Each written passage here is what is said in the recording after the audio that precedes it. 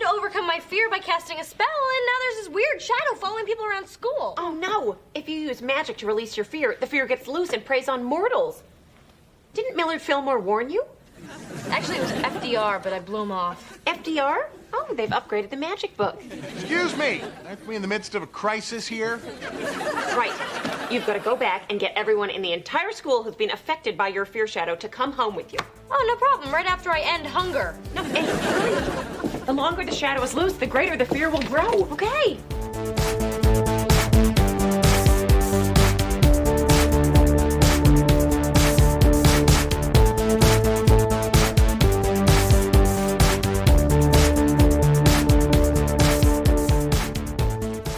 Ladies, gentlemen, Sabrina's weird old Jewish talking car.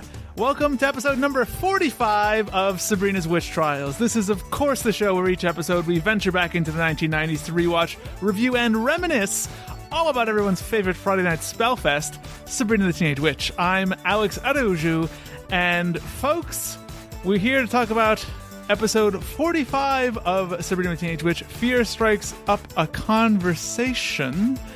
And we're going to be striking up quite the conversation here with one of everyone's favorite guests here on the Witch Trials. My God, do you hear the clickety-clack of typing on a keyboard? That's right, the media maven herself is back. That's how you can tell Chris is on her way. You hear the clickety-clack of it.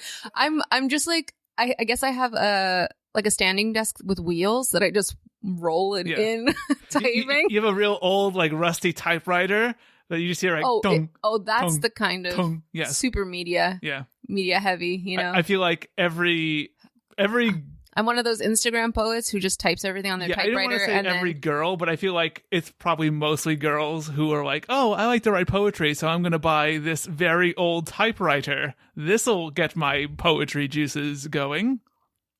I don't know. I wouldn't necessarily associate typewriters with poetry. I think because if you look at like Instagram poets, their aesthetic in terms of like the images that they post, it's always like typewritten font. Like this is the opening of Chris's Tight 5 on Instagram poets. Let me tell you, folks, I've got a couple of things to say about Instagram poets. They're great, and I love them. Good night, everybody. Chris, how have you been? Okay. Good? Yeah? It's been a while. It's been... Shit, I don't know. It's been a long time. Trust me. It's been a long time. I know and feel bad about it, but it's been a long time. You feel bad about the fact that you haven't put out an episode?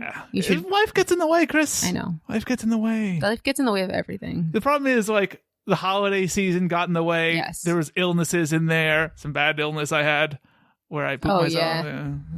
I actually didn't poop myself, but let's just say there's a lot of things coming out of a lot of holes. Oh, yeah. The nose, mostly. It was just going around. It was. I got sick. But yes, we're finally getting back into the swing of things. Just a couple of days before another little holiday, old Saint Valentine's Day. So get ready for discount chocolate on the 21st. Way more important, though, is Galentine's Day. That's right. Where we all drink a gallon of chocolate milk. And the 15th, Singles Awareness Day. True. Can we make Galentine's Day like Palentine's Day? Because we're friends? I mean, we can do that for our friends. No. But I don't think you know what you and me are. I think you need to understand that Galentine's Day is not for you. I think you need to understand that Galentine's Day is from a show and is not some big thing that women make it out to be. All right. I've never once done an actual thing for Oh, no, that is not true at all. I went to I think on 2 separate times. I went to Word Books is a wonderful bookstore in Brooklyn, and they have I don't know if they're doing it this year. I should actually find out. Fuck, I should have found out. They do a romance writer panel on Galentine's Day, and they do like a bunch of things. So they have games and like you get to write cards for your friends. They have cards. You get to meet authors and chat with them, and like, you know, it was fun. I've done it twice, but I don't know if they still do it. They probably do. Yeah. And you actually asked me earlier today if I had my Valentine's Day plans settled, and I just laughed and laughed. You did. You laughed like a little aggressively. Like I was a little uncomfortable. I had trouble breathing after it. Yeah, let's just say that everything is still in flux, in a state of flux, as opposed to a state of flex, which is what I do on that weight bench right over there. We're in the classic basement / Sabrina's Witch Trials studios. But yes, we're back. We're here to talk about an episode of Sabrina the Teenage Witch, which I think is the nicest thing you can say about this episode of Sabrina. Episode 45, Fear Strikes Up a Conversation, first aired April 3rd, 1998. Chris, you know we start episodes of the Witch Trials here in one way that you just remembered now. No, I technically remember when I was doing my notes, but I was like, well, I don't know what number he's going to pick, so I can't account for that. The number is 9, Chris. I need you to describe this episode of Sabrina the Teenage Witch in 9 words. I struggled with the word. Yeah, you were going to say letters. 9 letters. Looked like your mouth was about to form letters. Oh, I got a tricky mouth. You can't trust it. The things that come out of it. Sometimes vomit when I'm sick. Sorry, folks. I hope you're not eating like breakfast or something and listening to this. I do that a lot of the time. Listen to podcasts and have a nice cup of coffee. This isn't the podcast for that. This is a late evening podcast. I'm just buying time for Chris. Okay. You ready, Chris? I think so. No editing needed for Al at this time to cut out silence. Just kept talking. That's right. Chris, what do you got for me? 9 words. Sabrina gets rid... Oh, I don't think that's right. Okay. Oh, I got it. Perfect. No editing. No, because I was trying to remember how I had started it. I got you. Sabrina removes her fear. Chaos ensues. Zelda's mind snaps. Works for me. As long as it was 9 and it seemed like it was 9. It was 9. I was counting on my fingers. Fantastic.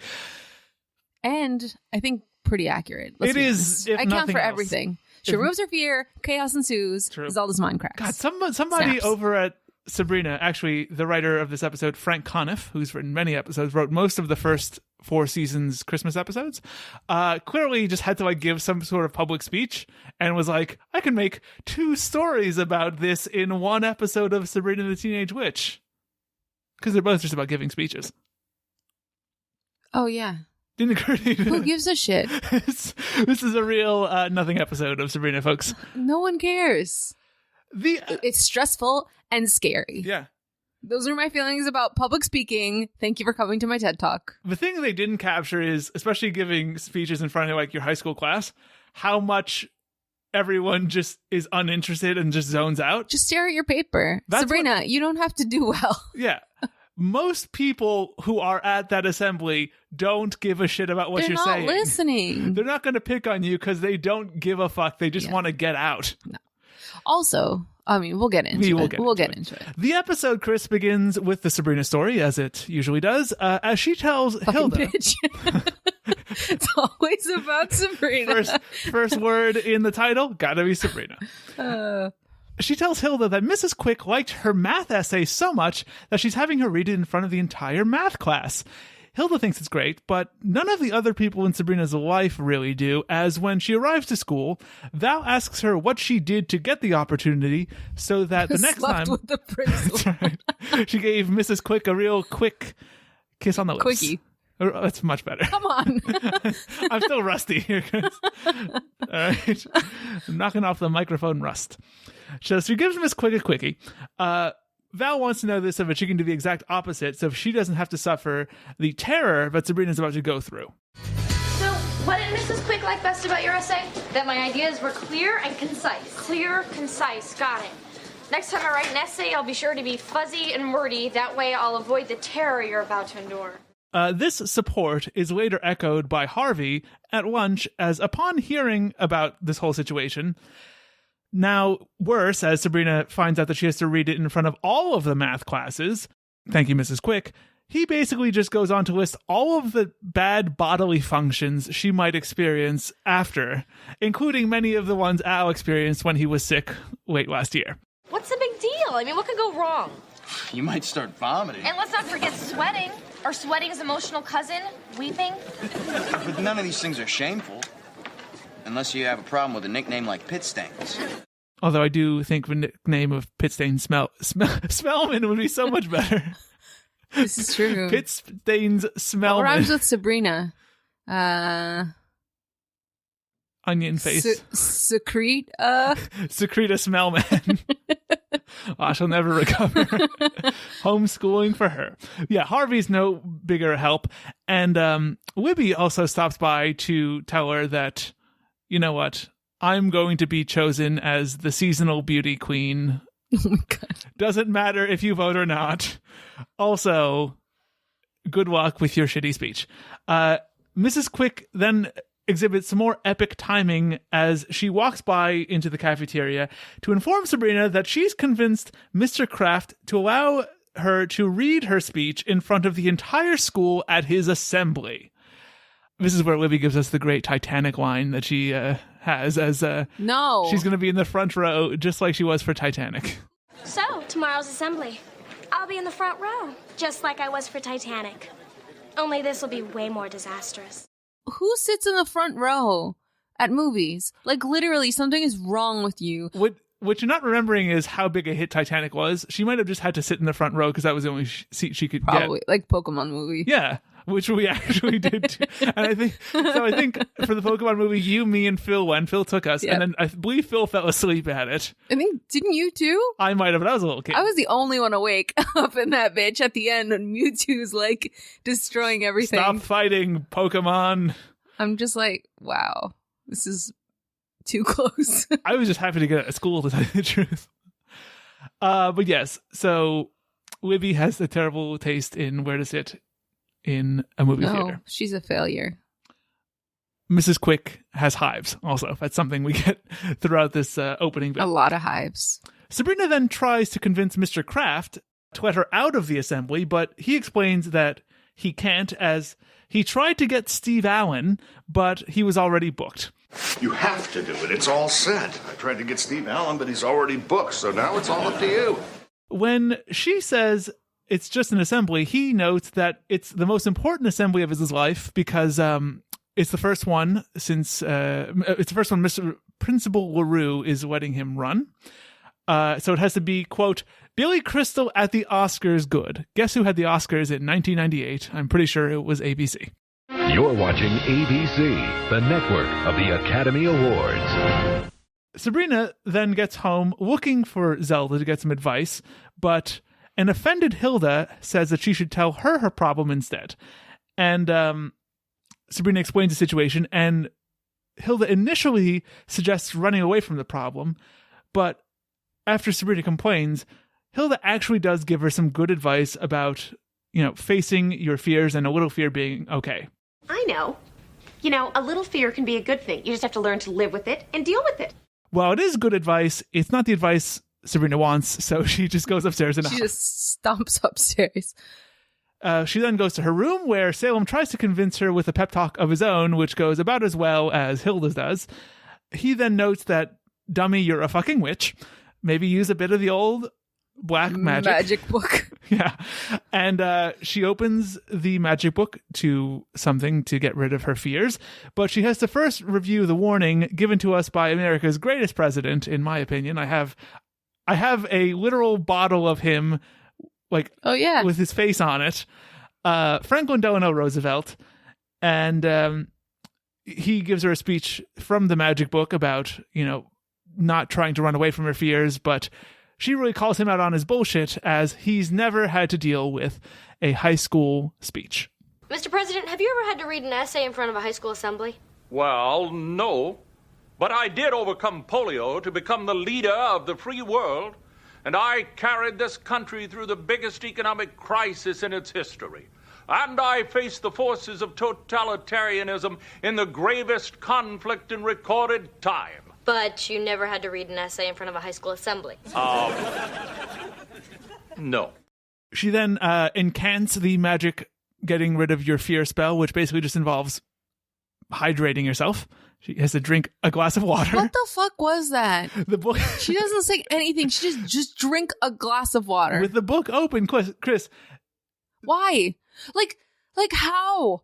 That's the laziest fucking writing Chris, they I have ever heard all of. the effects magic for that great shadow effect. I'm sorry. It takes no effects for her to fucking read That something. is true. An incantation is She's free. like, you know what? I'm too thirsty to read this line. Can we just like make it that I just have to read? I just have to drink.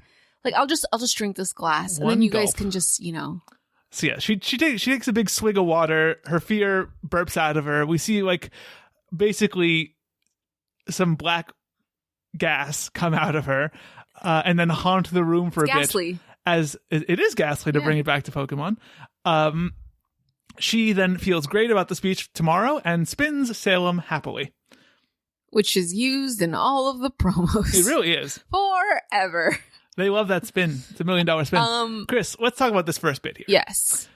I learned a very important life lesson. Shoot. That whenever you feel scared, you're really just dehydrated. It's true. Although, to be fair, something I learned from having to give speeches in front of classes is always bring a bottle of water with you, because if you do start to stutter a little, you can just take a swig and recover and like reset yourself, and it's totally normal, and everyone's like, no one's like, oh, they fucked up. It's just like, oh, they're taking a drink. Yes. It's a great bit of advice. Sabrina, there's my advice to you. Have a Poland Spring with you. Okay, Chris, first things first. This speech that she's giving she's reading, rather, is an essay she wrote for her math class. Mrs. Quick read my essay, How Math Applies to Real Life. She liked it so much she wants me to read it in front of our math class.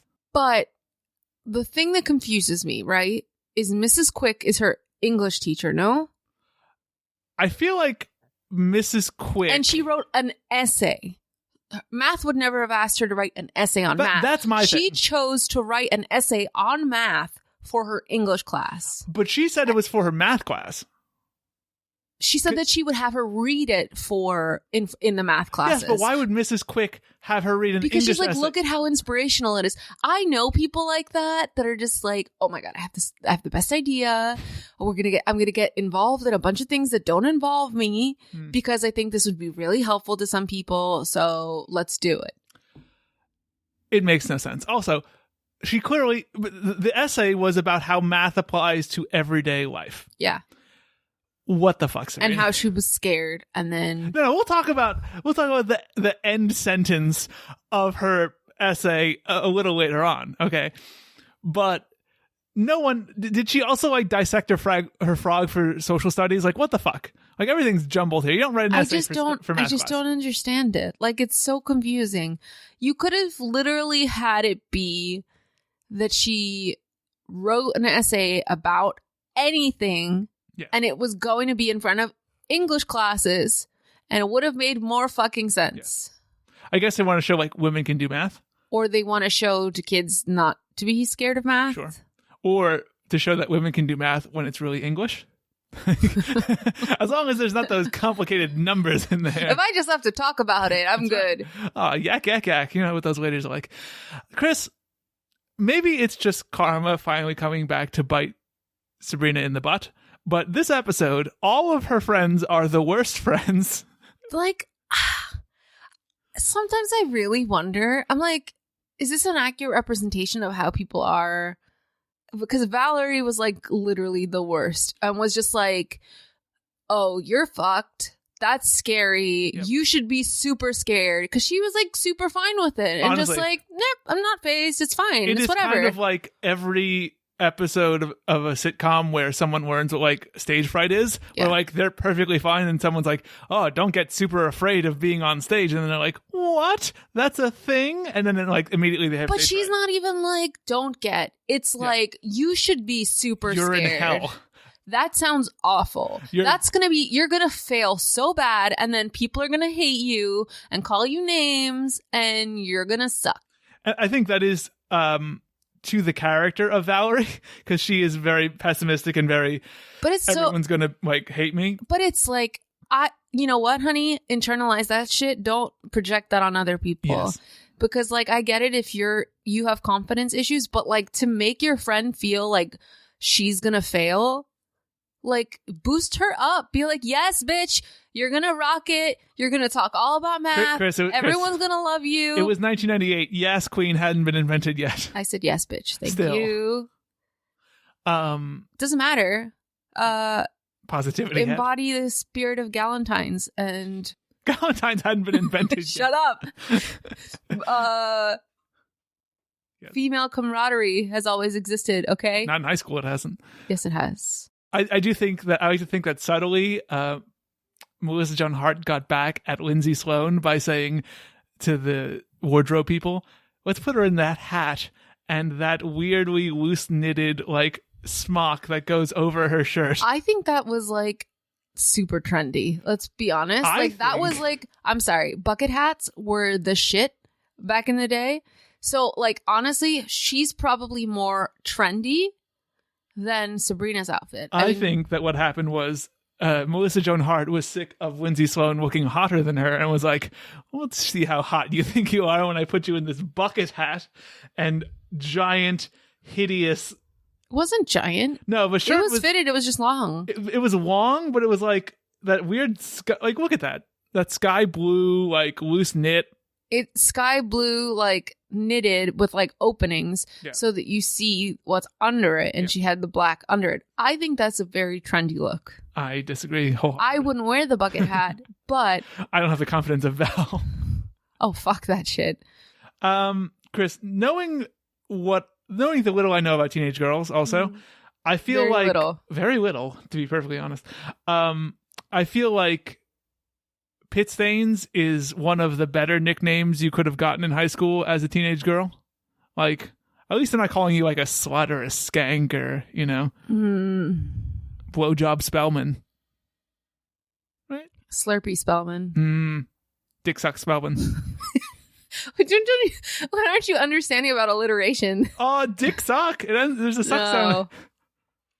Sucky, sucky Spellman. No, better? I think the names that bullies give you as a girl sometimes have nothing to do with that. Sometimes it's physical appearance. Sure. Sometimes it's, you know. Big teeth. Well, I got bullied for my nose, so. You have a perfectly fine nose. There's nothing wrong about your nose. I fucking hated my nose. Like, junior high school, I fucking hated my nose so much because this one fucking kid, Vlad, used to call me pig-nosed. Yeah, but he probably died in the mafia by this point, Chris. His name is Vlad. I don't know. He's probably like smuggling. The truth of the matter is he probably had a crush on me, and I pretended like he didn't exist. So, he had a really small penis, and so he felt like he needed to. He felt like your nose reminded him of his penis. It was like it only stuck out like a quarter of an inch. My nose is adorable. Sure. Okay. So was his penis. Adora Dick Vlad. I'm not good at these. I really shouldn't talk about preteen boys. Probably not. Moving on from Vlad and his dick. I do like the Titanic line from Libby. Also, just one little note on Mrs. Quick. Ask Sabrina before you put her in front of the entire school. I know. This is not a thing any teacher should do. But it's something that teachers do all the time. All the time. On the positive side, though, did you like the return of like the spellbook person talking effect or shot? I did, because I just kept thinking of Harry Potter. Yeah, it is very Harry Potter, which J.K. Rowling is a thief. J.K. trying to... I invented this. J.K. Got her. Well, she took inspiration from a lot of things. Yeah, so. Sabrina the Teenage Witch. I think it's actually done really well, and like I think this is by far the most they've used it in a scene. Yeah. And I think it works really well, and I like the FDR thing. Why did he sound like Jimmy Stewart? I don't know. I think he did, right? I think it's someone doing a vague FDR impression. But it was kind of Jimmy Stewart doing. Yeah, but I think he was FDR. Like that too. Like you've heard that we have nothing to fear but fear itself. Is Jimmy Stewart playing FDR? What I want to know. In this episode, yeah. No, he was not. What is it you want, Barry? What do you want? You want the moon? Just say the word and I'll throw a lasso around it and pull it down. Sabrina, I must tell you that if you use your magic to get rid of your fear, it could cast a shadow on the rest of your life. Are you sure? So let me look up who played. It was a big get, and That's they didn't right. use it to its fullest. They What would the fullest have been? He plays Liberty, that's my steak, Liberty. You want to explain that reference? No. If you don't know that reference, get educated. It's from The Man Who Shot Liberty Valance. Do better.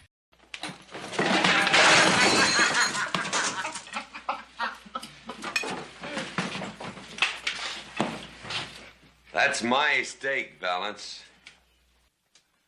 You heard him, dude. Pick it up. No. Pilgrim, hold it. I said you, Valance. You pick it up. Donald Craig played Franklin Delano Roosevelt. He died in 2010, known for movies such as Gang Related in 1997. I'm sorry. Dragnet. He was on Murder, She Wrote. And he was on, do you remember the show Small Wonder from the 80s? Yes, I remember of it. Yes, I remember of it.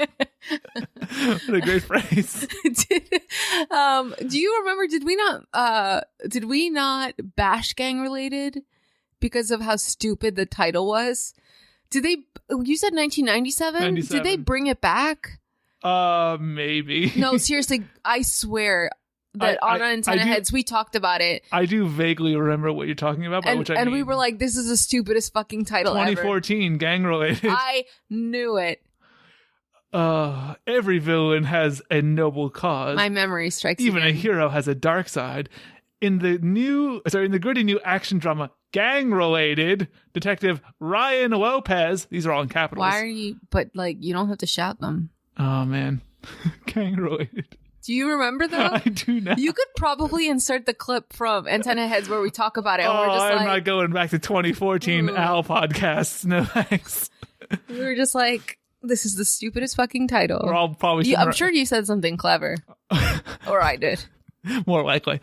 Fuck. Yes, but sadly, Jimmy Stewart did not play FDR. Well, big fail. Although I think the guy who does do FDR does a pretty good job at it. Like he's probably like one of those people who is hired to do like presidential impressions.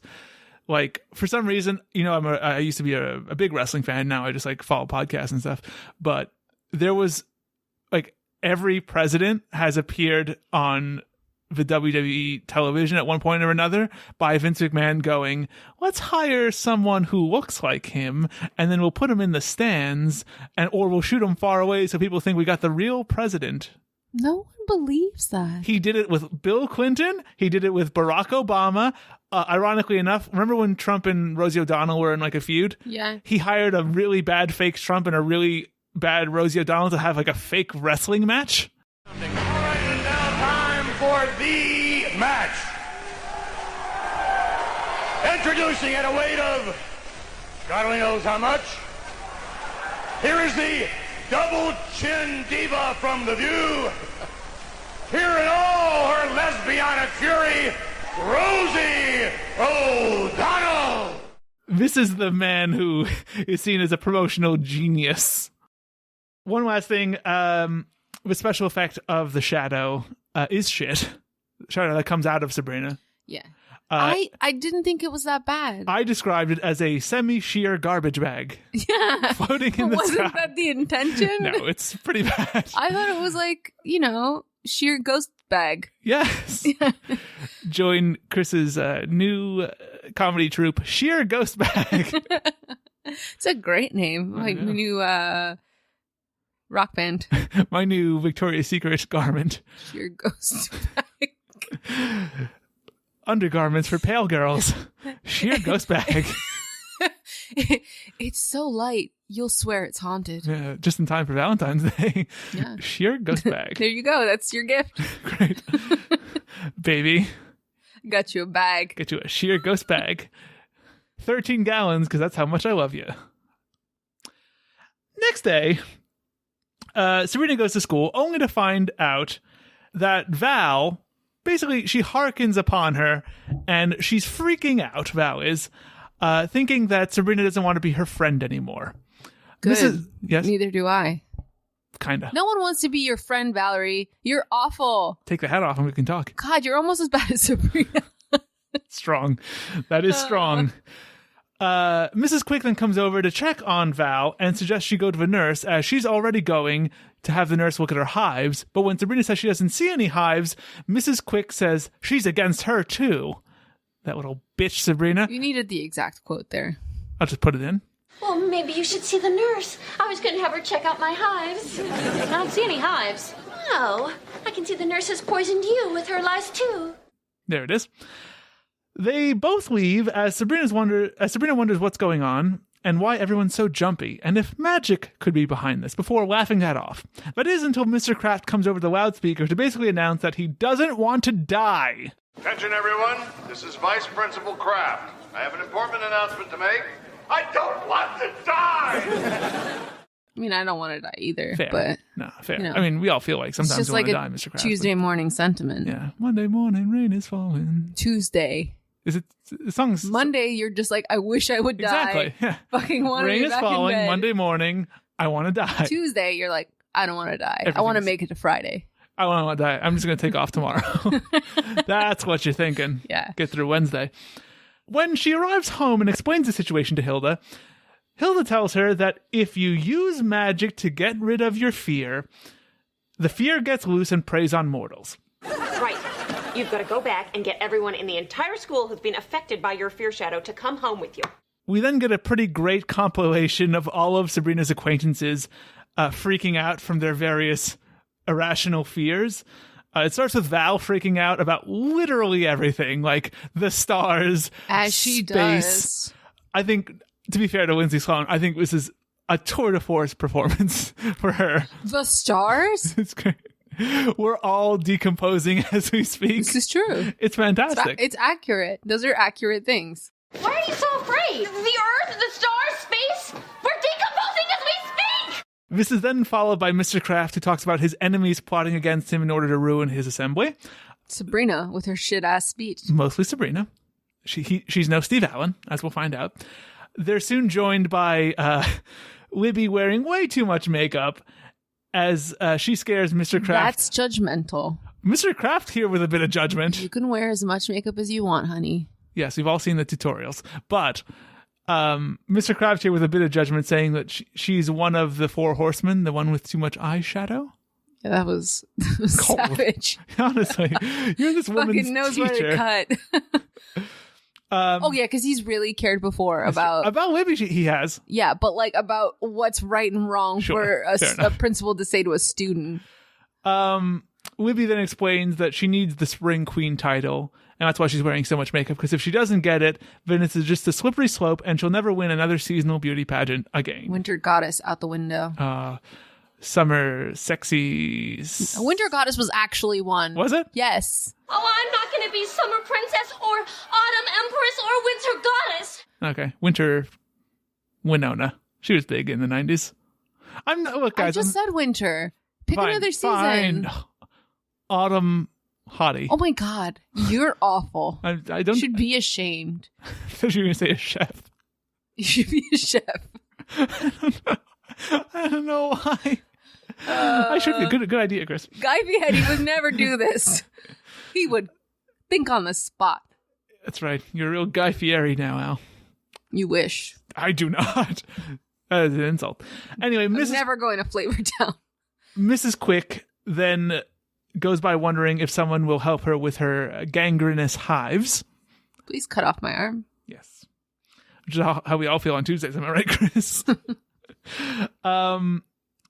As she's worried about cut off my arm, I won't have to come in tomorrow. Best of all, Harvey comes by, like, inching against the wall as he's afraid to get hurt before tryouts. Football, hockey, track, cards, they're all so dangerous. Cards? You ever had a paper cut? Who do you think I am, Evel Knievel? You're gonna suck, Harvey. Yeah. You should. I really wish that Sabrina would just rip into him because he was like super unsupportive about her speech and just be like, you know what? Even if you make it to tryouts, you're gonna fucking suck, and they're not gonna want you anyway. That's really more of a Chilling Adventures of Sabrina. That's true. Thing to say. But yes, he's afraid to play cards as he's afraid of even a paper cut. It's fucking hurt. Sabrina then decides the best way to get all the students to her house is to go over the loudspeaker and announce that Vermont has declared war on Massachusetts. Clearly Bernie Sanders trying to defeat Elizabeth Warren even in the late 90s. I've even written in my notes, damn you, Bernie Sanders. Wow, I never come up with more than one joke for these podcasts. And she has a bomb shelter at her house, so we should all hoof it over to her house where they can be safe. Of course, they all like stampede to her house, and throughout this episode, we see a lot of kids like stampeding, and they are not all good at facially acting terrified. Some of them are just smiling, some of them are just like laughingly confused. This is fun. Clearly, they did like 30 takes of this, and they all thought they were going to do 31. There used to be on the news where they only shoot you from the neck down. But they thought they were going to be shot from the neck. That's right. Yeah. Only the legs. Yeah, just like the running legs. That's what the news does. Yeah, that's what I'm saying. Yeah, they like always show people on like they take B-roll of just like fat people walking down the street so that they can use it for like stories about obesity and shit. It's like, really? This is a person that's out shopping and you just decided to take like... That is true. Like, what the fuck? The best part is they still use like old B-roll from like 2004 and all the people are dressed like it's 2004. Someone holding their cell phone and it's just their hand and it's like, dude, that's like a BlackBerry. Like the second BlackBerry to ever come out. Anyway. Because I don't know actual names of phones. Good. So. Nokia 3300. Why not? That was a great phone. If it was even a real one. They all arrive outside of Sabrina's house, and Sabrina runs into Hilda and says, well, we got them all here. What do we do now? She says that that Sabrina has to get the fear into the linen closet to the other realm.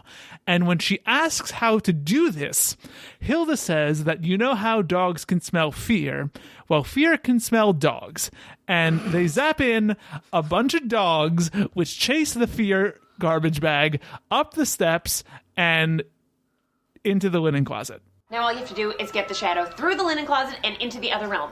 Well, how do I get it into the house and keep everyone else out? You know how dogs can smell fear? Well, fear can smell dogs. Let me in the bomb shelter. A couple of hound dogs. That was not a glad bag. Wimpy, wimpy, wimpy, indeed. Yes, so Sabrina thinks everything is done, but now Hilda tells her that no, in fact, she now has to go into the other realm and fight her fears, or else she'll never be free of them. This is a missed opportunity for her to be like in a boxing ring. Yes, although in a couple of seasons we'll get that when Sabrina has to be the maid of honor to Salem's that was just daughter. Don't. And she has to wrestle, of all people, the one Billy Gunn. No. Mr. Ass himself. I feel like someone is like, well, you know, this person's agent reached out to me. Oh, yeah. Can we fit them into an episode? We'll figure it out. Here's the thing, though. You have to remember, even that's season 4, I think. That was like 2000. That's when wrestling was like as hot as it's ever been in the U.S. So, like, it kind of makes sense they would go, okay, he's not The Rock, but people know who Billy Gunn is. Like, he's been a successful tag team wrestler. Like, Kevin Nash was on that season 1 episode with The Crucible. Remember where he plays the guy that comes in? He plays the guy that comes in. Yeah. Hello, I'm the guy that's coming in. Oh my God, that's Kevin Nash. Kevin Nash. Where's Hogan? Anyway, so now Sabrina has to go fight her fears, and Hilda, for some reason, tells her to grab Quizmaster on your way there. So before we get to the whole Forest of the Fears. Because he hasn't been in an episode in a bit, so. That, and like, it totally feels like when we get to that scene, it's just like, it feels like they shot the third bit of this episode first, and then like Alamy Ballard had to go film something else, and he couldn't be there for the first 2/3 of the show because he's nowhere in any of the first 2/3 of this episode. Yeah, but I think that happens a lot with his episodes where he's just like in parts. I feel like in total he's only been in like half of the episodes of the season, max. But next episode is mostly about him, so get ready for that. Chris, oh my God, I love Val's terrified acting. Lindsay Sloan is doing great. I think Harvey, like Nate Richard, is a bit over the top. So much. But like, it's still kind of fun. But I think Martin Mull does great in that he's not like terrified. He's just like super anxious and doesn't trust anybody. And I do like that all of their fears are very logical to the character. They're really just like escalations of like issues we've already seen in the characters, like Lindsay Sloan and Val and not feeling like anyone's really her friend or that she has any real friends or that like she can make friends easily.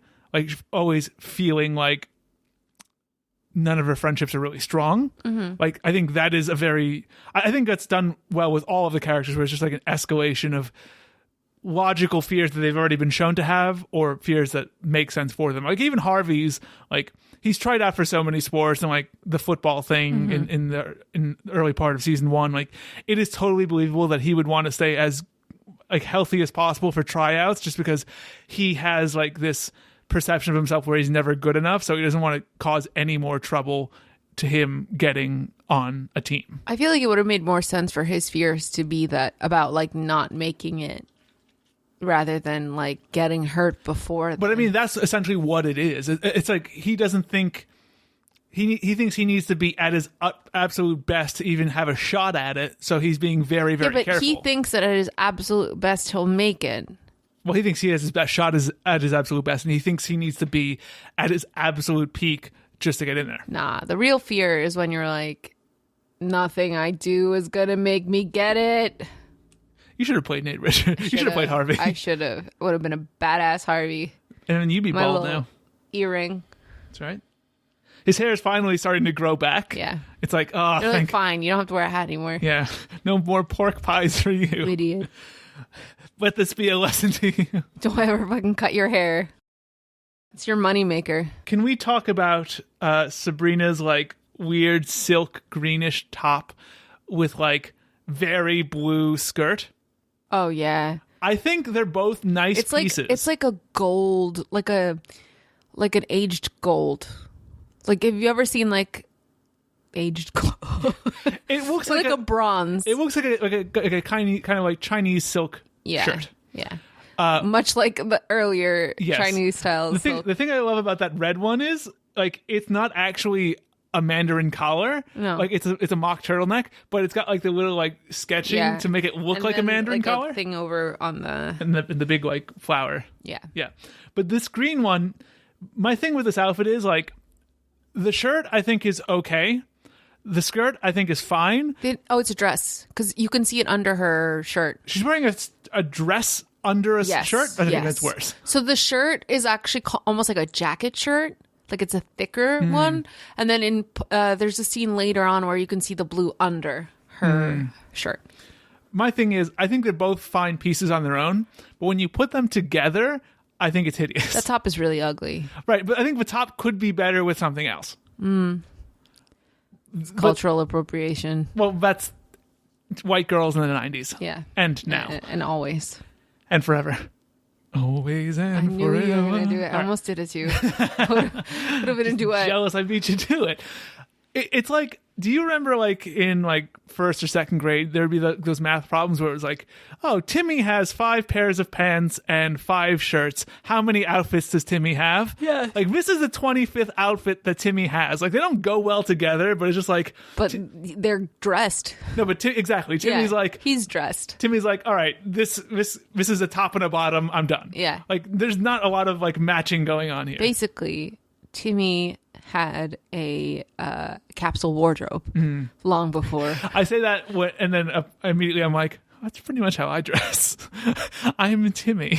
You have a lot of clothes. I have a lot of clothes, but I never have anything to wear. No, you have a lot of things, and you like to walk into the living room like, should I wear this? I do that. Or this? I do that. But what about these shoes? Do these shoes look okay with this? What if I wear this one instead? Always look your best. It's really, really annoying. Fun. Agreed. No. You are not Lindsay Lohan, and this is not Confessions of a Teenage Drama Queen. I do not want to see you changing out of outfits in a montage, Chris, okay? If there's one thing I learned from Sabrina, it's you have to try several outfits, and then you wear a really funny one, like the Betsy Ross one in this episode. But she is not pestering her sister to help pick out her outfit. Of course not. Her sister is somewhere else. We haven't met her yet. Katrina. Remember Katrina? Katrina's her cousin. No. Katrina's her twin sister. Oh, I was thinking, who's her cousin? Amanda. Amanda's a fucking bitch. Amanda's her actual sister. Yes. Anywho, for some reason, Mr. Kraft is shown holding like a baseball bat when they all run out, and he's also shown holding a book called The Final Days. Mm-hmm. That makes sense until you find out that The Final Days is a book about like the last days of the Nixon administration by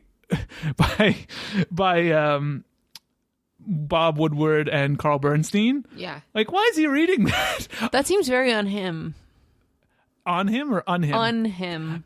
I guess the thing there is like he thinks he's going to be fired as vice principal, so like maybe. But like it seems like what they did was like, let's make him think that the reckoning is coming, and let's find a book that says The Final Days. I think they must have done it with intent, knowing like what the book was about, because I've heard of that book before.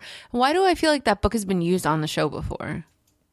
I don't know. I don't think it has. Bob Woodward wrote the book Fear about Donald Trump presidency, the recent one. No, I know this book. Oh, I feel like I've seen the cover before. I don't know. But that bit of magic that we talk about where dogs smell fear, fear smell dogs, right? Hilda says this. The important thing in all that is that dogs smell fear. She doesn't have to say fear smells dogs. It's not fear chasing dogs. It's dogs chasing fear. Yeah, but I think the whole point of that is to know that fear is afraid of dogs. But so does that establish that fear smells dogs? Yeah, because like the fear because then it runs from it because it smells them and it's like. But dogs don't run from fear. No, dogs chase it. Yeah, but if dogs smell fear, then shouldn't they just be running away from each other? That's the implication, is that the fear is afraid of dogs, so it runs from them when it smells them. I would have just liked it more if Sabrina was like, but what is fear afraid of? And Hilda goes, dogs. And then you just have a bunch of dogs. That would have been a better joke. Okay? Yeah, but it's like, you can't, it needed to be a transition from dogs, from the idiom or whatever, dogs smell fear. It's a thing where Sabrina writers go, what's an idiom? Let's reverse it and make it a witch thing. Put that thing down, flip it, and reverse it. That's right. Fucking Missy Elliott with her co-executive producer credit here. She has dogs in her videos. It's true. But there's no fear. And they are magical.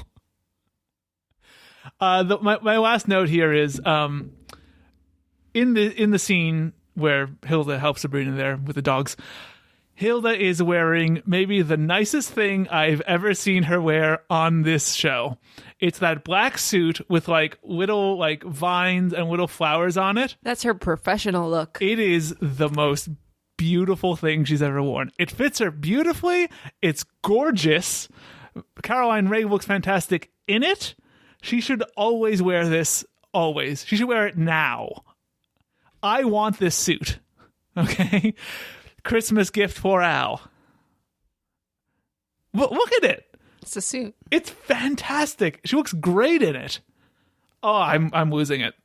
My mind is blown. Hilda dressed well? Unbelievable. I know. Poor Hilda. I mean... Even Caroline Rhea will tell you in an interview, she's like, they put me in a lot of crap. As seen earlier in the episode, which we'll get to. Yes. We smash cut to Sabrina and Quizmaster in a dark forest, which we find out is the forest of her fears. And Quizmaster basically points to a rickety door across the way and says she has to get from here to there to basically conquer her fears. Now, you see that door? You have to make it to that door without turning back. She thinks it's a real easy job until she's confronted by Jump Scare Mrs. Quick, who jumps out and gives her some anxiety about not going to college and having to work in the fast food industry. You don't know this, but you're not going to do very well on your SATs. No college, no future, Sabrina. I have your fast food uniform right here. Sabrina, she's a fucking witch. Honestly, a lot of this can be combated by her going, yeah, but magic though. Exactly. But anyway, she combats it the smart way by going, trade schools are a thing. I'll be fine. I'll learn plumbing. And plumbers make so much money. HVAC. I'll be good. No problem. Mrs. Quick then fades away. And best jump scare of all of them, Val, who jumps out and then goes like a boogity boogity boo. Val says that she's a nice person, but nice people won't make it in Dum Dum Dum, the real world. Just don't go on the show. You'll be fine. It's true. Do Road Rules Challenge. Yeah. That's a bit different. Not the same rules. Jersey Shore. It's fine. They'll stay off of Jersey Shore. You're a good friend with a soft heart. Ooh, I'm shaking. You should be, because a soft heart will only hold you back in the real world. You have to be tough in the real world. You mean you can't just be nice? Nice guys finish last, Sabrina. What about Mr. Rogers? Have you seen his ratings? She also says that nice guys... You're more about Floribama Shore. Yeah, that's me. It's more your, I'm more on deck or whatever it's called. Below deck. Below deck. Up on deck. I'm more Vanderpump Rules, Chris. Who are we kidding? I'm the Bachelor and nothing else. In terms of what you like, but you're not the Bachelor. No. Fucking Peter. No, I'm in a way healthier relationship than Peter is with any of those people. He's such a nice guy, though. It's like you just need to be able to see through some very obvious bullshit. He needs somebody to pick him. He can't pick anybody. It's just he's too nice, and like I think he's just too nice. And that has been the same thing over and over again. Yep, and that has been our TED Talk on The Bachelor. Anyway, Val says that nice guys, as Chris is saying, finish last, but Sabrina combats this fear by pointing out some nice guys who did well, including Jimmy Carter and Audrey Hepburn, who I never really thought of as a nice guy, but okay. Audrey Hepburn? Yeah. She was a philanthropist. Was she? Yeah. I didn't know this of her. I didn't know this about her. Maybe we should learn some more. Nah. The next is a doozy as a clown arrives, scaring the quizmaster, who reveals he's afraid of clowns, and we soon discover that it's Libby in full clown paint. I'm not afraid of clowns. Why are you scaring the quizmaster in the forest of my fears? I'm not going to waste my scariness on you, freak. Although as long as I'm here, I may as well remind you that everybody has commented on how you're different. She then points out, however, that everyone has been talking about how Sabrina is different, and then Harvey and Mrs. Quick and Mr. Kraft all come in and call her different, and they all talk about how she's a witch and like start chanting witch at her, and this does terrify Sabrina for a moment before she does realize that she is a witch, but she's grown to accept that, and then she just zaps them all away magically and is able For this episode. Don't worry, she'll hate it next episode. And she does manage to walk through the rickety door, which then leads to the gymnasium, where she has to conquer her ultimate fear, which apparently now is giving a mediocre speech. The thing that she was never scared of before is About suddenly her greatest fear. Math. Talking about math is her greatest fear. She starts off the speech and gets, let's be honest, way too much of a laugh for a really bad joke about math being less important than TV. In the beginning, there was the word, but in order to mark when the beginning was, we needed numbers, making math as big a part of life as language, although not quite as big as TV. Like how Mr. Crash is like, calm down, everyone. I know it was a great joke, but she's got more speech to give. Stop throwing your feces in excitement. I know it was an excellent joke. It wasn't that great, Mr. Kraft.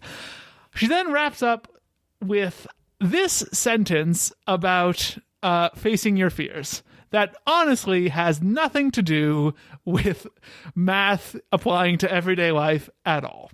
At first, math seemed so complicated I was afraid of it. But once I took the time to study, it wasn't scary to me anymore. Which proves that knowledge and experience are the best weapons against fear. Thank you. That sentence there is how she ends the speech.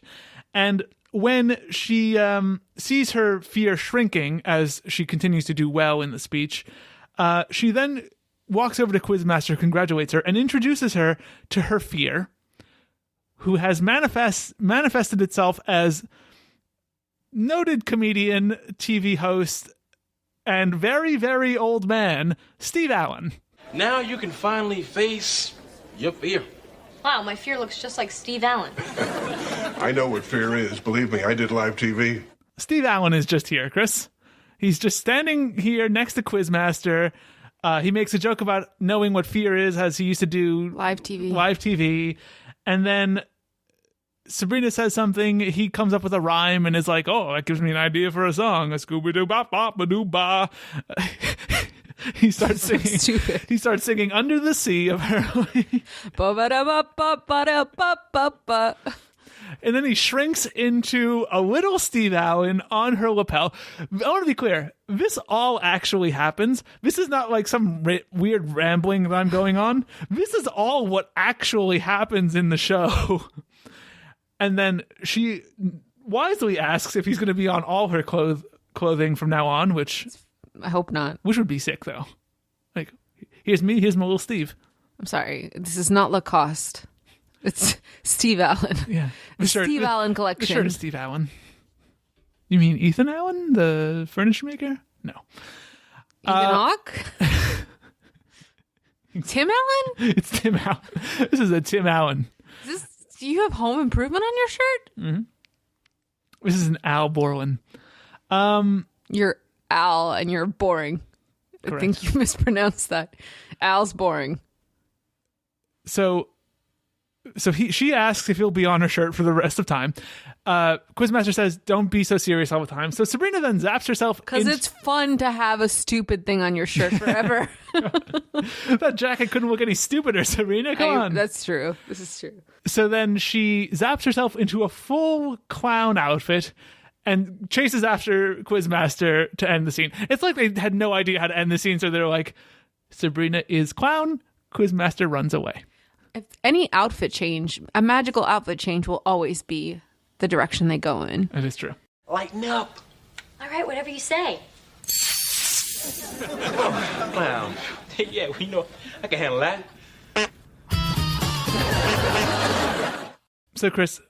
Yes. Let's go back to the scene in the forest with Sabrina talking over her fears. I think, like, while this episode isn't a great concept, and the first 2/3 of it don't really have a lot of intrigue to them, I do like the scene in a bottle, as it's just like, it is a nice way of showing Sabrina conquering various like insecurities and fears, and and at the same time showing like teenage viewers that like she has similar insecurities to you, even though she is a witch. You know, she still worries about getting into college. She still worries about, you know, succeeding in life.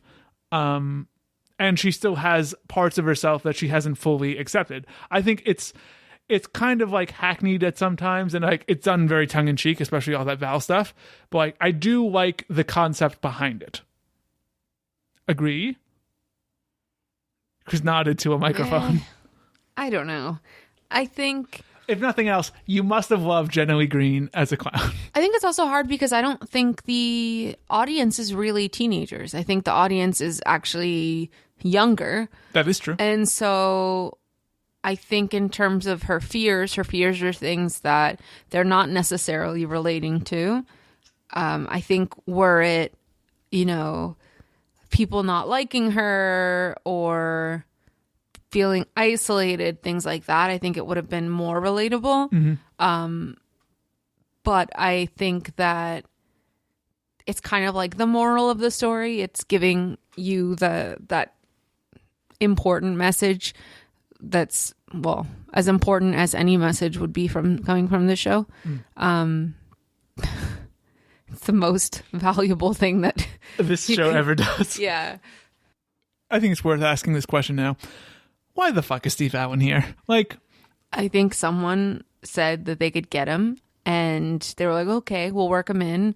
And I think they do it all the time. They have no direction with... This is by far the most obscure guest. I don't think so. Who's more obscure so far? Oh, I can't remember because I kind of black out after these episodes. Like, Steve Allen was the original host of The Tonight Show before Johnny Carson. I feel like they had someone... They had Eric Estrada, but like he was more relevant than Steve Allen was. No, they had some other really... I mean, they throw in some like really old references. Yes, references is one thing, but having Steve Allen on the show... Like, when Mr. Kraft said, I try to book Steve Allen, that seems like a Mr. Kraft joke, because it's like an old man reference. Yeah. But when Steve Allen is just like 80 and there, It's just like, what the fuck? Didn't they have another old person on an episode recently? They had Buddy Hackett do the voice of the car. I feel like they called someone out. Like they said that it wasn't like them playing someone. It was like them actually being them. And it was just like, no one knows who this bitch is. Why? I mean, we're not anywhere near having Davy Jones. Oh, but they do it a lot though. It's just they try and find a way to incorporate them. This one just stuck out as like, maybe it's because this episode isn't like much of anything, and then at the same time it's like, what the fuck is Steve Allen doing here? And then why the fuck is he on your shirt? Yeah, that's not a thing. Someone was like, those Lacoste shirts are like getting popular. Oh, yeah. What if instead of an alligator, it was a cat? No, Little Steve Allen. Little Steve Allen. How about we make an anime series called Little Steve Allen, and he hosts the Tonight Show in his bedroom? Yes? That would be great. 13 episodes? Cool. Yeah, the last thing I have here is like... If you make it animated. Yeah, of course. Deke will make it for us. Deke is who ended up producing the Sabrina animated series. Superstar. Very good. The last note I have here is Sabrina's essay is supposed to be how math applies to everyday world, but it ends with the line, knowledge and experience are the best weapons against fear. What the fuck does that have to do with math, Sabrina? Don't be afraid of math. But I want Once you know how to do it. Do you remember when Sabrina was... No, I think it makes sense. I disagree. Once you know how to do it, you're not scared of it anymore. So having the knowledge makes you feel less scared. Once you've tried it, you're less scared. I think she's just using some like long roundabouts. Yeah. Do you remember that she's episode? Trying to channel FDR right now. Do you remember that episode where Sabrina like replaces the article that Libby wrote for the paper with one with her eating like a pie, and then like an article that Sabrina wrote? And I managed to like screen grab them and read out the articles. Yes. I want to read this paper. It's not available. Do they show it? No. Damn. But I want to read this goddamn paper about math. Okay. Oh, fuck. The B story, Chris. Also about a speech. Oh my God. Can we just not? Hilda and Zelda are losing their minds. It begins with Zelda being distracted by a paper that she's writing for a scientific symposium. So distracted that she ignores all of Sabrina's news about math essays or whatever the fuck. Or Salem's crying for food. He wants food. Feed me. Eventually, Hilda manages to get some of Zelda's attention, in part by zapping all her work away, and gives her the job of organizing their home photos to give her something less stressful to do to distract her from the paper for the symposium. We've always wanted to organize the family photos, and you'll be able to keep busy without working yourself into a frenzy. Oh, I've always loved this picture of Uncle Toots. I'll put it right here. Good. Oh, this is relaxing. As happens whenever anyone tries to organize family photos, it becomes infinitely more stressful, and Zelda soon experiences what Dr. Brickman, great child doctor, describes as witch snap, which he calls basically whenever a witch has too much stress, smoke comes out of their ears, and they act like Fran Drescher. Zelda, Sabrina has a problem. Uncle Morris's picture will completely destroy the Uncle Emmett sequence. Zelda? Zelda? Danger, Will Robinson. Not Fran Drescher. She absolutely acts like Fran Drescher. No. The first one when she like asks Hilda to do a Charleston with her. What snap is that? Oh, I love your lipstick. You are a classy broad. I don't know. It's not ginger snap. It's not sugar snap. It's not snap peas. It's not snap, crackle, and pop. What is it? Nanny snap? She sounds like Fran Drescher. No, I think she's doing like a flapper sort of. Flapper snap? Yeah. Snapper flapper. Snap flap. Snap crapple. Flap snap. Snap crapple and flap. Crapple, my least favorite Snapple drink. Snapple. Maybe she just like, you take her head off and it just goes... And then it's just facts. You look inside Zelda's head and it just says, the elephant is the largest animal on the land. That was a great tangent. We just- Animal? Nope, animal on land. Oh, okay. Landimal. So yes, she does Fran Drescher snap. Then wait- Landimal sounds like Land O'Lakes and Danimals had a... Whoa. Who wants to eat that? It's just butter. Maybe it's like... No, Land O'Lakes makes cheese too, no? I'm surprised they haven't made like So they flavored made like butters. a special... They do. Like Yeah, like garlic herb butter. no, but like strawberry butter. Why the fuck would you put strawberry butter? Bagels? The strawberry cream cheese exists. Strawberry butter? No. You know what, Chris? When I'm You're fucking gross. when I have millions of dollars because I've sold Dano Lake's fucking strawberry butter. If they sold like brown butter in a tub. I think that'd be hard to do. Why? Nobody wants to eat brown butter. Yeah, but you spread it on things. Good point. Nobody wants to eat it? No, you're not taking a fucking spoon or like a Danimals like... Stop saying Danimals. What is it? What's that? The yogurt that comes in the tube? It's like Go-Gurt. Go-Gurt. Is that a Go-Gurt full of butter? That would be fun. They should. Did they ever make Go-Gurts full of cream cheese? That seems like something they would have done. A problem. That seems like something they would have done in like 2004. Like you mean like individual cream cheeses? Yeah, something like that. Where you No, just- they're just like the little butter ones Or where like- it's like a little tub. Where like a construction worker up on a beam could just like squeeze out some cream cheese onto his bagel. It's like eat. Anywho, I don't trust. It's not toothpaste.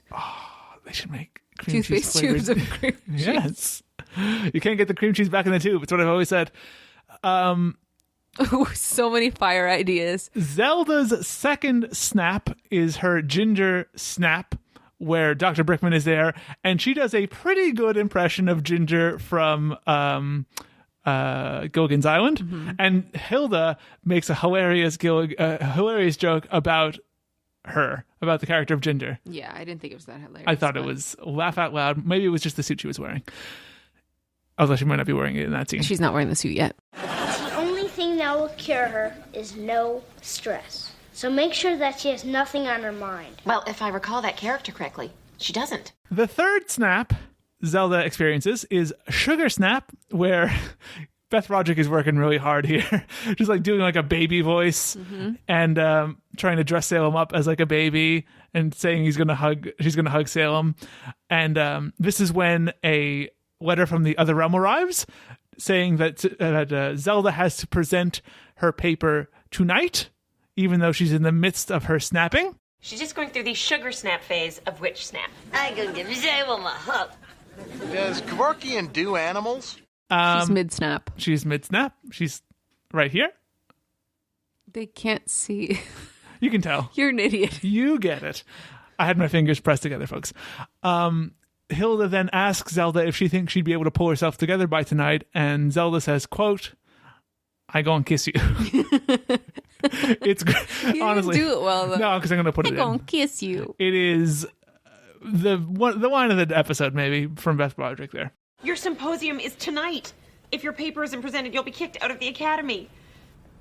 Do you think you can pull yourself together to give it? I'm gonna kiss you. Okay, that would be a no. So we then go to the symposium where Hilda tries to give the speech. Shockingly, she can't do it. She gets hung up on even the simplest scientific symbol. I think it's a delta because she describes it as like a little triangle thing. I think it's a delta symbol. But this causes her to experience witch snap, which for some reason snaps Zelda out of her witch snap. And she realizes where she is. She tries... No, 2 snaps make a right. That's terrible. That's worse than my toothpaste cream cheese idea. And then Zelda tries to give the speech, but Hilda dips the speech into a jug of water that's there for them. And that pretty much ends that symposium. We later see Zelda just like defeated as Sabrina comes home from chasing Quizmaster as a clown. Zelda explains that she thinks that this means the end of her scientific career, but she then gets another letter from the other realm magic society, whatever they are. It's telling her that she's now been given a grant to study abnormal psychology in already abnormal witches because of Hilda's snapping, and Snap crackling. snap into Hilda's brain. And Snapple. For some reason, the last snap that we experience is Hilda's Lawrence Welk snap as we get Bubbles, another old man reference in Lawrence Welk. What the fuck? And then we get some accordion music. Some mean accordion music. It's pretty good. But I also don't get what Lawrence Welk snap is either. Nope. But that's where the episode ends. Wonderful. She's in the Lawrence Welk snap stage of Witch Snap. This is perfect. And now a little polka. And a one, and a two, and a three. I didn't know it until now, but Aunt Hilda playing the accordion is my biggest fear. I think the one thing we can say here, Chris, is glad to see Dr. Brickman back. I don't care. That kid tries awful hard. Like, he's not great, but he tries. He's good. He's good. For what he is. Like I said, I did think Beth Broderick did a hell of a job as Sugar Snap. Yeah. Chris, yes. That is the episode. Yes. There's a couple of closing ceremonies here we do on the witch trials. First, a newer ceremony that we perform here. I pull out your heart. I'm scared.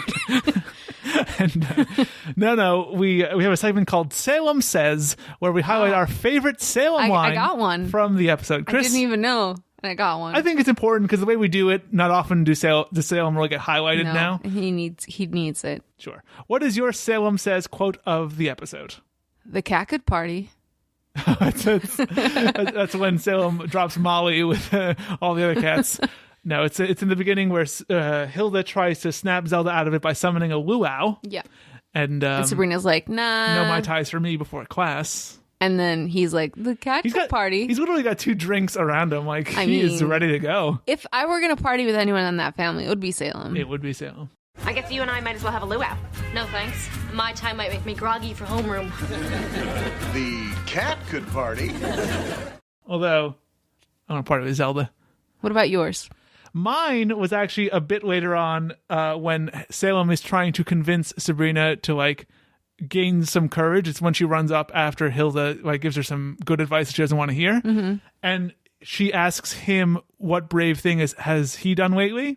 And he says, I slept in a pile of laundry I wasn't familiar with. I like that one too. That was great. Great delivery by Nick Mackay on that one also. And great writing. What fearless thing have you done lately? Well, I slept in a pile of laundry I wasn't familiar with. But yes, Salem Says for this episode, 2 great lines. Chris, the back of the linen closet is our ultimate award. But before that, we do a little thing here called the TGIF scale. That's how we rate our episodes here. This good I feel scale. Maybe the most clever thing I've ever come up with. That is a sad but true. 1 to 5 scale. Each number has a corresponding TGIF show. Where does this episode rank for you on that scale? I feel like it's a 2.5, honestly. 2.5, that would be a teen angel? Teen angel and a half. Yeah. Teen and a half angel. 1.5 teen angels. I feel like it's just... there are parts of it that are okay. But honestly, overall, it's not a standout episode. And I can't justify giving it a 3 because I feel like not enough happens to merit it. I think it's actually worse for me. I don't like this. This is one of my least favorite episodes from the season. I just feel like it's kind of a boring... Because it's about a math speech. Yes, it's kind of a boring idea. It's a boring episode. Steve Allen is there for no reason. The third act is okay, but feels kind of thrown together.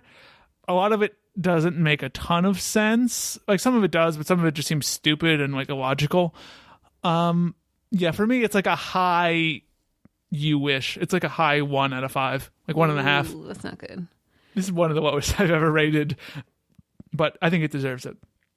And finally, as I said, it's time for the Back of the Linen Closet Award, our episodic award for each installment's biggest fashion flop.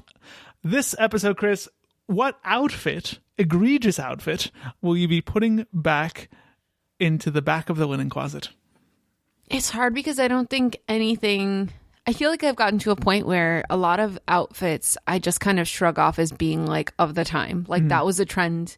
So I'm very curious to see, because I have a feeling I know what you're going to pick. I'm sure you do. But I don't think you know what I'm going to pick. I have no clue. You said something about a Hilda outfit you wanted to talk about. Yes. Hilda's outfit in the very beginning. She has like I think it's like a boat neck top with Is this like blue with like the yellow? No, it's purple. And that one with the stripe. With the like leopard print, Yes. like plasticky stripe across her boobs, and then her skirt is like purple with like a feather, like a ring of feathers on the bottom. So it's like fluffy at the bottom. Yes, I've got it right here. She looks like a Bratz doll. Kind of. Yes. It's not even feathers. It just looks like fuzz. Like. Oh, I thought of it as like, you know how she always has like that. Yes, I those do. collars on her It's shirts? kind of like that, but it looks like fuzzier. Yeah. Yeah, it's not great. I had this. Actually, I hadn't even really noticed the skirt at all. Yeah, I had just skirt. the top, but yeah, that's no good. But it is very of the time. Yeah, it's very of the time, and like I feel like someone would be like, you know, yes, bitch, like that outfit, but also you look like a Bratz doll. That's true. I could pick And Val's. also, why did we do that? Why did we have like Fuzz? a plastic stripe across your boobs? Because it was a good way of adding Look like at a how cool pattern. sporty, Yeah, and fun we are. athleisure, Chris. It's bullshit. It's one of my favorite words, athleisure. I think it's such a dumb word, but I love it so much. You live in athleisure. Me? Yeah. Day to day. You're literally wearing a North Face shirt, like workout shirt right now. I am. I'm going to go do some benching after this. Yeah. I'm going to bench and press. And right now you're at leisure. That's right. This is how I liege. I could pick Val's dumb hat and shirt combo, but I will not. I instead will pick. There was something else? Oh, I'm sorry. It's obviously it's Sabrina's weird blue and green. Yeah, I knew it was coming. No, I thought potentially you might pick Valerie's, but I was like, no, it's by far the worst, and like it's two odd colors that don't go well together, and that jacket especially is no good with that. Like I feel like the pants were like if there was like a matching set of pants with the jacket, or like any neutral. Yes, it's bad. But there it is, folks. That is the back of the linen closet for this episode, and that means that is the episode en masse. I want to thank everybody for listening, and I want to thank Chris for stopping by and chatting Sabrina with me one more time. Chris, always a pleasure to have you. You know how much the fans love every time you're on The Witch Trials. They go wild. They react like that audience did when Sabrina made that joke about television being more important than math. They get way too excited They to merit throw what their it shit. actually is. Exactly. They give you too much. But yes, you're obviously welcome back anytime, and we'll see you next time. Oh, thank you. I was very concerned you wouldn't have me I could back. see the fear in your eyes. No, I eat fear for breakfast. That's right. You watch this episode now. You know how to conquer it. Al walks into the kitchen. I'm always just chewing on garbage bags. There's always just dogs around your feet, and I'm like, Chris, why are the dogs here? And they're like, they smell fear. I ate fear. Anyway, thanks for stopping by, Chris. And of course, Chris, people should follow you and check out what you're doing. Get their Manifestation Mondays. Oh, super important. Over at Chris Conkers on Twitter and Instagram and chrisconkers.com. And follow us, The Witch Trials, Sab's Witch Trials, over at Twitter. Actually, Sabrina Podcast on Twitter, because I was able to sneak in and get that. Also, I couldn't get Sabrina's Witch Trials. It was too long for Twitter. Those fuckheads. Sabrina's Witch Trials on Instagram and facebook.com/Sabrina's Witch Trials for the Facebook. Also, subscribe to us everywhere. Google Podcasts, Apple Podcasts, YouTube, TuneIn, Stitcher, SoundCloud, Spotify, motherfuckers. That's right. And also make sure to review. Absolutely. Leave us a review. Take a screen grab and send it to us on Instagram to show us you're listening, and then we'll share it out because, you know, fucking, we got nothing better to do, baby. Engagement. What Boo, boo, boo, boo, boo, boo. What am I going to post? Pictures about my life? Fuck no. No one cares. I just got back from DC. Nobody gives a fuck. No. See? So do all that stuff, and I love you. Wow. Have a lovely week. Yes. Happy Galentine's. Happy Valentine's. This has been your own personal Happy Valentine's Singles Day. Awareness. Make sure to love yourself every day. That's right. Not just the days that, you know. A little early for Manifestation Monday. What? No, fair. And if you don't have a partner this Valentine's Day, do something special for yourself. Yes. Go get you a facial. Mm-hmm. Look fancy. Absolutely. Buy yourself. Treat yourself. Buy yourself that shirt that you've always wanted Buy yourself those pair of flip-flops. Buy yourself a cup of coffee. Buy yourself that North Face shirt and look like Al. Buy yourself some flowers. I did yesterday. Buy yourself a podcast mic and start a podcast, but not about Sabrina. It's my territory.